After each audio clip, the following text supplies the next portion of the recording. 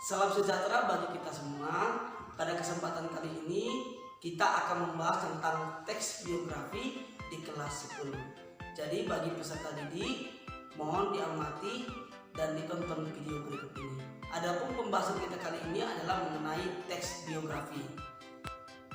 Kompetensi dasar yang akan kita bahas adalah menilai hal-hal yang perlu diteladani dalam teks biografi, dan yang kedua yaitu mengungkapkan kembali hal-hal yang diteladani dalam tokoh di teks biografi.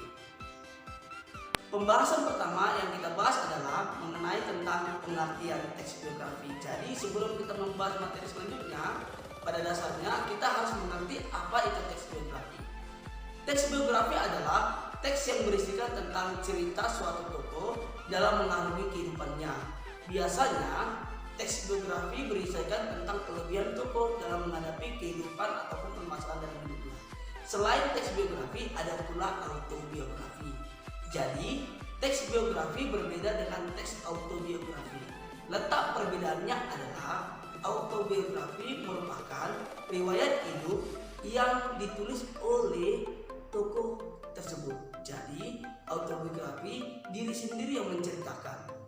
Beda halnya dengan biografi, orang lain yang menceritakan tokoh yang akan diceritakan dalam teks biografi.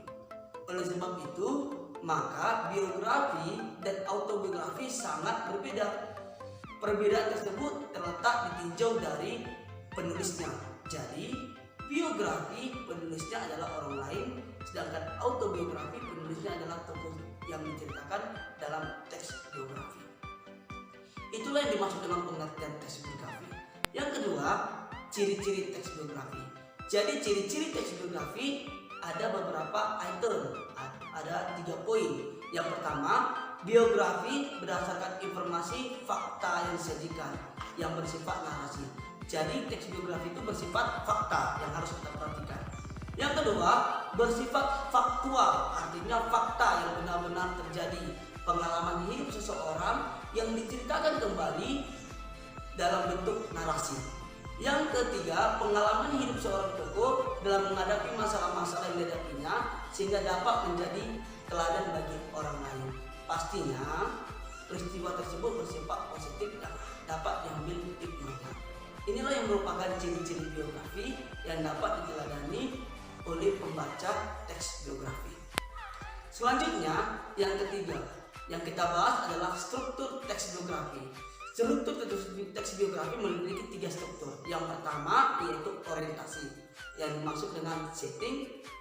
Yang kedua adalah kejadian penting atau urutan kejadian. Yang ketiga adalah reorientasi. Orientasi adalah awal, pembuka dari asal-usul dari tokoh biografi itu. Bisa yang menceritakan tentang asal-usul ataupun penumbuhan tersebut, keluarganya, dan lain-lain. Yang kedua adalah kejadian penting, hal-hal yang merupakan kejadian penting terhadap tokoh tersebut di dalam biografi. Yang ketiga adalah reorientasi, merupakan penutup berisi komentar, evaluatif, ataupun penutup dalam teks biografi. Jadi, berikut adalah yang dapat kita paparkan adalah struktur teks biografi. Selanjutnya, tadi ada teks yaitu struktur teks biografi. Selanjutnya yang kita bahas yang keempat yaitu mengenai teks biografi. Ya, di sini ada judulnya tentang teks B.J. Habibie yang harus kita bahas tentang strukturnya. Jadi strukturnya dapat kita lihat sebagai berikut.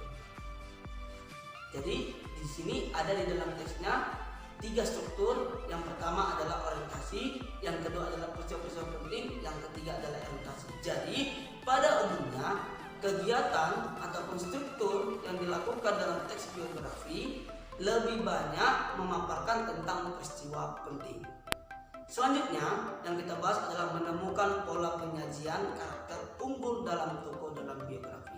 Jadi menemukan pola karakter tokoh dalam teks biografi adalah berbentuk narasi.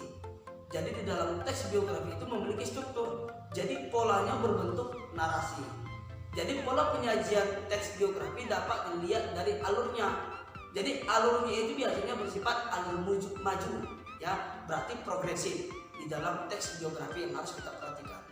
Jadi sudut pandang juga termasuk hal yang penting dalam pola penyajian teks biografi. Sudut pandang yang digunakan boleh orang pertama, orang kedua, dan orang ketiga. Tergantung bagaimana kita menulis teks biografi tersebut.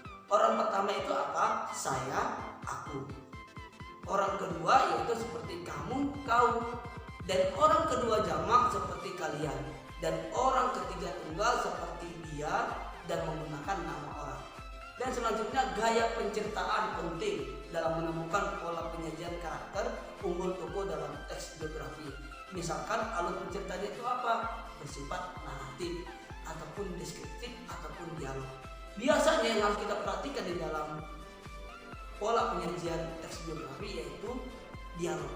Dialog itu tidak seharusnya seperti teks drama. Dialog itu boleh ditandai dengan tanda kutip yang menyatakan itu adalah kalimat langsung. Jadi antar penokohan terjadi dialog. Jadi harus ada juga pola penyajian yang membedakan antara teks biografi dengan teks yang lain. Yang terakhir adalah fokus penceritaan dalam teks biografi pada umumnya adalah keberhasilan tokoh. Jadi di dalam teks biografi yang harus kita perhatikan adalah bagaimana kita dalam menyajikan keberhasilan tokoh dalam penyampaiannya kepada pembaca. Yang pastinya penokohan yang kita bahas harus adalah penokohan yang memiliki pengaruh yang luas di dalam lingkup yang sangat luas. Jadi berikut video pembelajaran mengenai teks biografi. Semoga peserta didik kelas 10 dapat memahami tentang teks biografi. Sekian dan terima kasih dari saya Ricky Francisco. Salam sejahtera untuk kita semua.